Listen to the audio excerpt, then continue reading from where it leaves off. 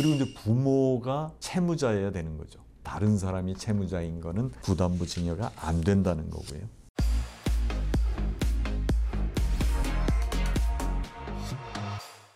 안녕하세요. 홍순기 변호사입니다. 이번 시간에는 부동산 증여, 절세 방법, 부담부 증여에 관해서 말씀을 드리겠습니다. 영상 시청에 앞서 구독, 좋아요 눌러주시면 큰 힘이 되겠습니다. 부동산 증여를 이제 망설이는 이유가 제일 큰 거는 증여세가 과다하다는 거죠. 두 번째로는 노후에 증여를 했다가 빈곤해지진 않을까 하는 그 두려움이 있고요. 또 하나는 자녀를 믿을 수 없다는 겁니다. 그래서 이제 부동산 증여를 하려면 두 가지를 이제 반드시 알아두시는 게 좋은데, 첫 번째는 어떤 부동산을 먼저 증여해야 자녀들한테 좋은지. 첫 번째 이제 부동산을 증여하는 우선순위는 임대소득이 가능한 부동산입니다. 여기서 임대소득이 나오면 자녀들 입장에서는 자금 출처에 대비도 되고 증여세를 그 돈으로 낼 수도 있습니다. 그 다음부터는 공시지가나 기준시가, 이렇게 이제 시가하고 다른 보충적 평가 방법에 의한 시가들이 있는데요. 그게 차이가 큰 것일수록 자녀한테도 이익이 되고 증여세도 절세가 되는 그런 거죠. 토지는 공시지가가 있는데 공시지가는 보통 시가의 한 50%에서 70% 정도가 됩니다. 단독주택이나 다가구주택, 다세대주택, 여기는 이제 보충적 평가 방법이 개별 주택가격이라는 게 있는데 이것도 시가하고는 한 60%에서 80% 정도 차이가 납니다. 다가구주택하고 다세대주택이라는 개념이 있는데 그게 뭐냐면, 다가구주택은 등기는 하나로 되는데 여러 가구가 살 수 있는 겁니다. 임대를 줄 수 있는 거죠. 근데 이제 다세대주택이라는 건 세대별로 등기가 되는 겁니다. 공동주택 중에 빌라 이런 게 그런 형태인데요. 세대별로 등기도 되고 매매도 되는 이런 것들은 개별 주택가격이라는 것으로 평가가 되는데 이게 이제 시가하고 차이가 난다는 거죠. 건물은 기준시가라는 개념이 있습니다. 시가하고는 60%에서 80% 시가의 그거니까 일단 차이가 나는 거죠. 마지막으로 이제 아파트나 오피스텔 같은 거는 시가가 거의 정해져 있습니다. 유사매매 사례가가 많기 때문에 거의 시가 그대로 증여가 된다고 보시면 되겠습니다. 두 번째는 부동산 자체를 증여할지 매수 자금을 증여할지,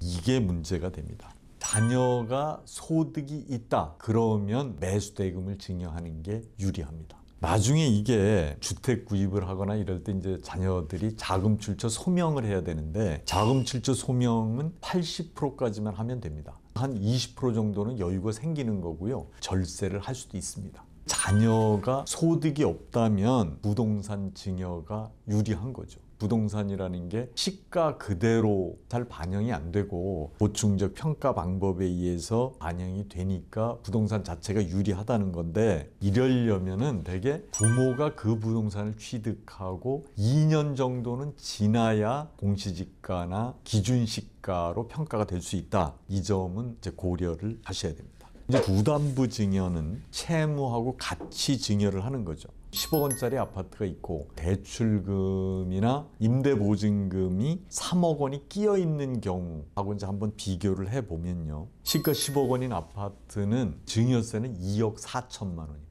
그런데 대출금이나 임대보증금이 3억 원이 끼어 있으면 증여세가 1억 5천만 원이 됩니다. 9천만 원이 차이가 나잖아요. 이 정도로 차이가 난다는 거고요. 채무를 함께 증여할 때 문제가 양도소득세에 문제가 생깁니다. 부모가 임대보증금이나 대출금을 자녀한테 떠넘기는데 부모의 입장으로서 보면 유상양도가 되는 건데, 자녀한테 돈을 받아서 빚을 갚는 거나 마찬가지 효과를 가져옵니다. 양도소득세는 부모가 내는 거고 증여세는 자녀가 내는데, 같은 부동산을 가지고 증여세도 내고 양도소득세를 내게 되면 전체적으로 내는 액수는 줄어들 수 있습니다. 분산이 되면 절세가 된다 이렇게 생각하시면 되고요. 양도소득세 같은 경우도 1가구 1주택이나 이런 경우는 비과세입니다. 절세 효과는 확실한 거죠. 그런데 양도소득세가 부과된다 한번 따져보셔야 됩니다. 그리고 양도소득세가 중과가 되는 경우도 있습니다. 1가구 다주택인 경우가, 그런데 그런 경우는 확실히 알아보고 부담부 증여를 하시는 게 좋다 이렇게 말씀을 드릴 수 있습니다. 그러면 이제 채무를 떠넘긴다 그랬는데, 채무라는 거는 증여하는 시점에 이미 발생이 돼 있는 채무여야 되고 해당 부동산에 담보된 채무여야 된다. 부동산을 담보로 해서 대출을 받거나 부동산에 임차인이 들어와 있어서 임대보증금 이런 거를 부담부로 넘길 수 있다는 거고요. 그리고 이제 부모가 채무자여야 되는 거죠.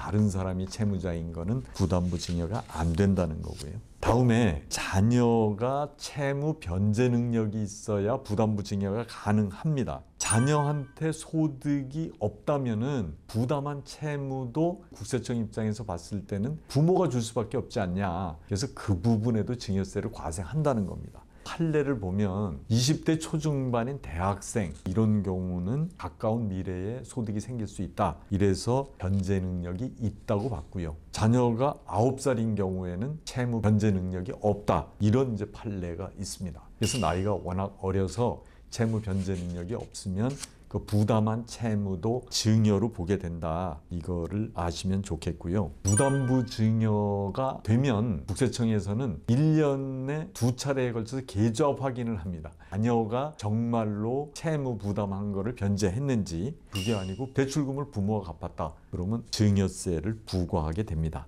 부동산 증여 시의 절세를 위해서는 증여 우선순위를 지키시고 부담부 증여를 활용하시면 좋겠다. 이런 말씀을 드리고 싶습니다. 이 영상이 유익하셨다면 구독, 좋아요 부탁을 드리겠습니다. 다음 시간에는 저가 양도 싸게 자녀한테 파는 방법에 대해서 말씀드리겠습니다. 감사합니다.